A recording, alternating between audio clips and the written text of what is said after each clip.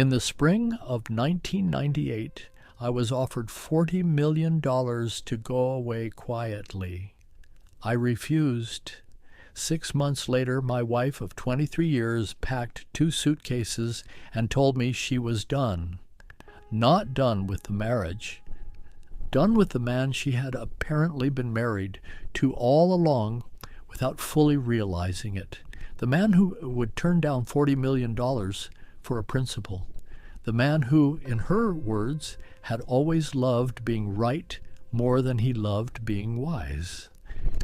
I am 77 years old. I have had 25 years to think about that decision, about whether I was right, about what it cost, about whether the cost was worth it. I still do not have a clean answer, but I have an honest one, and I am going to give it to you today because I have watched too many people face versions of the same choice I faced in 1998, a choice between what is right and what is practical, between who you are and what you could have if you agreed to be someone slightly different. The money was the easy part of that choice. What was hard, what has remained hard for 25 years, was everything the money represented. Stay with me. This is the most important story I know how to tell. Bridge. Who I was in 1998. I need to tell you who I was before I tell you what I did. I spent 30 years in corporate finance. Not the glamorous version. I was never on television, never gave speeches at Davos, never had my photograph in a magazine. I was the person in the room who knew where the numbers came from and what they meant.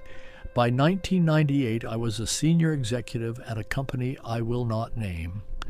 Large, publicly traded, the kind of institution that employs 20,000 people and whose decisions affect a great many more.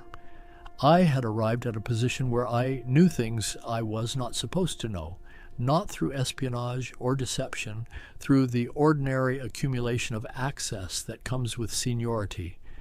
Documents that crossed my desk, conversations I was present for that I was implicitly expected to forget. What I knew by the spring of 1998 was that a transaction being prepared by the board would cause significant harm to a large number of people, employees, pensioners, shareholders who had been told a version of the company's health that was not accurate. I had 3 choices. I could stay silent and collect my salary and my bonus and my options and pretend I had not understood what I understood. I could leave quietly and accept the severance they were prepared to offer me to ensure my silence was permanent and well compensated. Or I could do what I did. Part 1, the offer and what it actually was. The conversation happened on a Tuesday afternoon in a conference room I had sat in hundreds of times. 2 board members, a lawyer I had not met before, a document on the table. The document was a separation agreement. The language was standard: non-disclosure, non-disparagement, non-compete. The number attached to it was $40 million. I want to be clear about what that number represented in 1998. It was not a reward for my service. It was not a recognition of my contribution. It was the price they had calculated for my silence, specifically calibrated, I later understood, to be large enough that refusing it would seem irrational to any reasonable person. They were not wrong about that calculation. $40 million is a number that makes refusal look like madness. The lawyer slid the document across the table. He said, "We think you'll find this reflects our appreciation for your years with the company." I read the document carefully. I had read enough of these to know exactly what I was reading. I pushed it back. I said, "I appreciate the offer. I won't be signing it." There was a silence in that room that I have never experienced before or since. The two board members looked at each other in a way that told me they had not seriously considered this outcome. One of them said, "I'd encourage you to think carefully." I said, "I have." I stood up and I left. In the corridor outside, my hands were shaking. Not from fear, from the specific physical sensation of having done something that cannot be undone. Part 2. What happened next? And what it cost. I need to be honest about the consequences because the consequences are the point. I went to the appropriate regulatory authorities with what I knew. I retained a lawyer. I provided documentation. The process that followed was long and expensive and deeply unpleasant in ways I had understood intellectually and had not fully understood experientially. The company's lawyers were excellent. They were also well-funded and patient and entirely prepared to make the process as costly and prolonged as possible. My own legal fees over 3 years consumed most of what I had saved. The case was ultimately settled in a way that produced meaningful consequences for some of the people involved and frustratingly inadequate ones for others. That is the nature of these processes. I did not receive $40 million. I received the knowledge that I had said what needed to be said to the people who needed to hear it. Whether that knowledge was worth what it cost is the question I have been sitting with for 25 years. My wife left 8 months after I refused the severance. Her name is Catherine. She is a good person. She had spent 23 years married to someone she believed she understood and had discovered in the months following my decision that she had understood a different person. The man she had married, she told me in the conversation that ended our marriage, was practical, measured, someone who understood that principles were real, but that the world required accommodation of certain realities, someone who would not destroy their financial security and their family's future for an abstraction. I told her it was not an abstraction to the people who were going to be harmed.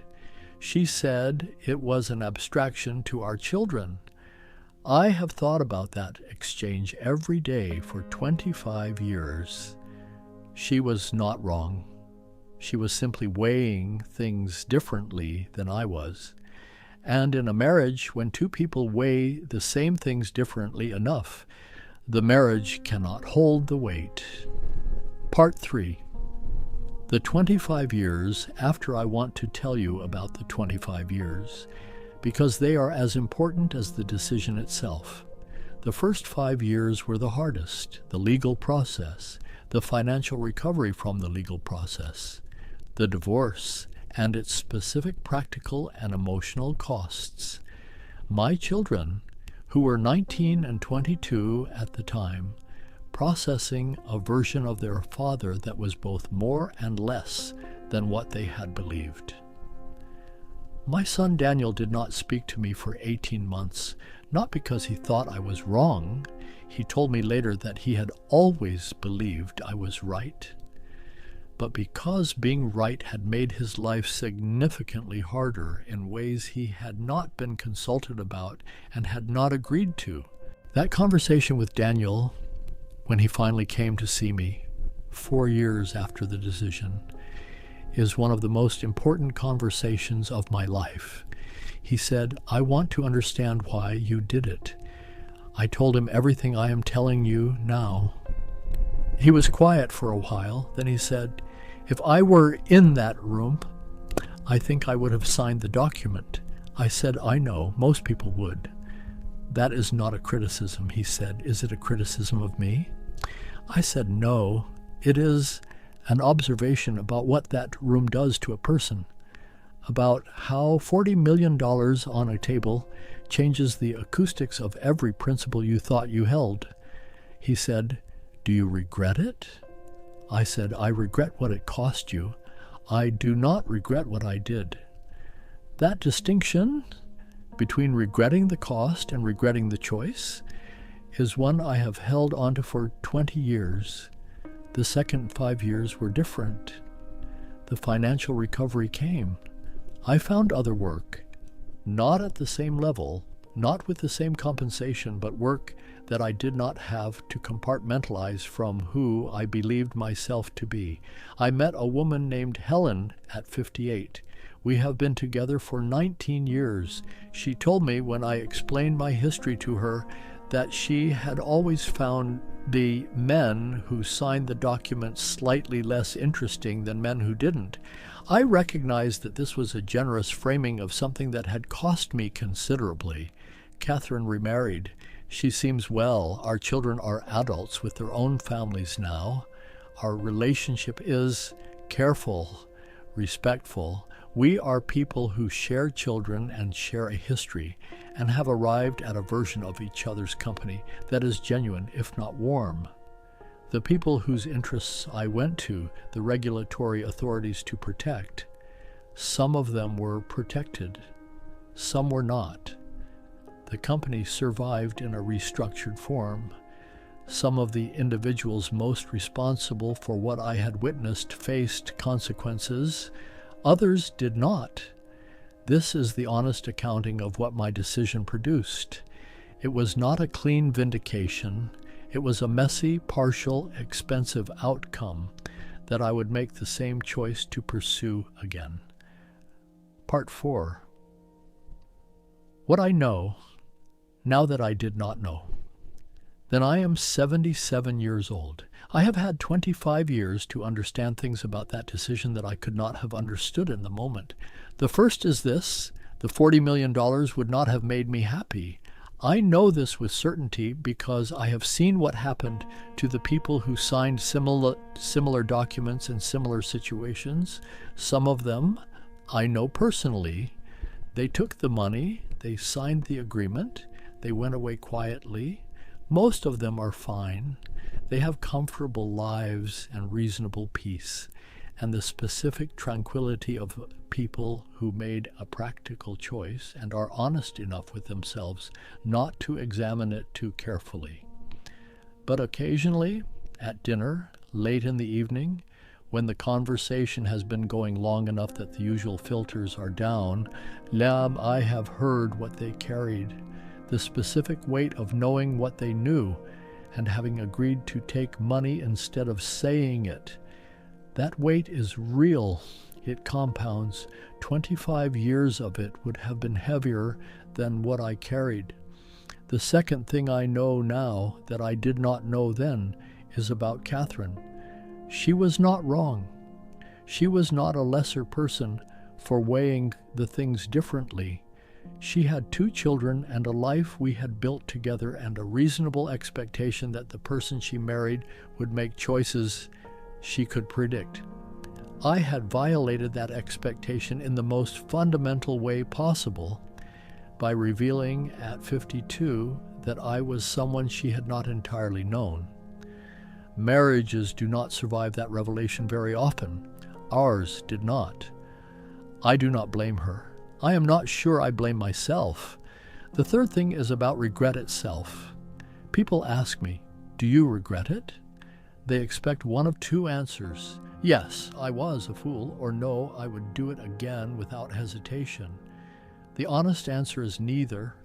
I would make the same choice. I would accept the same costs. But I would not be glib about the costs. I would not pretend that principle is free, or that being right is the same as being wise, or that the people around you are obligated to pay the price of your integrity. They are not. Catherine was not. Daniel was not. The choice was mine. The consequences were shared. That asymmetry is something I will carry for the rest of my life. Part 5. What this story is actually about.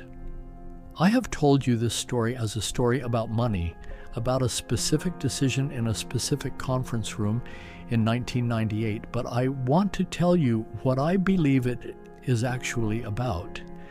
It is about the version of yourself that you discover you are when the cost of being that version becomes real. Most people go through their lives without discovering this. The situations that test it, truly test it, with real and irreversible consequences, are not common. Most of us never sit across a table from $40 million and learn what we are made of. I sat there, and I learned. What I learned is that I am a person who could not sign that document. Not because I am brave. I do not think what I did required particular courage, only a specific kind of inflexibility that is sometimes called principle and sometimes called stubbornness, and is probably both. Not because I am good. I am not especially good. I have made many small compromises over a lifetime that I am not proud of. But in that room on that Tuesday afternoon with that specific document in front of me, I could not sign it. And I did not. I have wondered sometimes whether the version of me that signed would have been happier, whether that man and Catherine would still be married, whether Daniel would have his father's full presence during those 2 critical years, rather than a father navigating a legal battle. Probably that version of me would have had an easier life, but it would not have been my life. It would have been the life of the man who signed, and I could not be that man. Perhaps that is all principle ever is. The thing you cannot do, even when the cost of not doing it is enormous. I do not know if that is wisdom or stubbornness. After 77 years, I have stopped trying to tell the difference. The $40 million severance I refused in 1998. My wife left. My son didn't speak to me for 18 months. My financial security took years to rebuild. The outcome of the process I initiated was partial and imperfect and expensive. And I would do it again, not because I am certain it was the right choice. I am not certain. I am certain it was my choice, the choice that corresponded to the person I actually was, rather than the person the situation required me to be. There is something in that correspondence that matters, that has mattered to me for 25 years. I am not telling you to refuse $40 million. I am not telling you that principle should always defeat practicality, or that your family's security is an acceptable sacrifice for your own moral clarity. I am telling you that one day, perhaps not with $40 million on the table, perhaps with something much smaller, you will sit across from a version of yourself that you did not know was there. Pay attention to that moment. The choice you make in it will follow you for the rest of your life. Both choices will. Choose accordingly. I'll see you in the next one.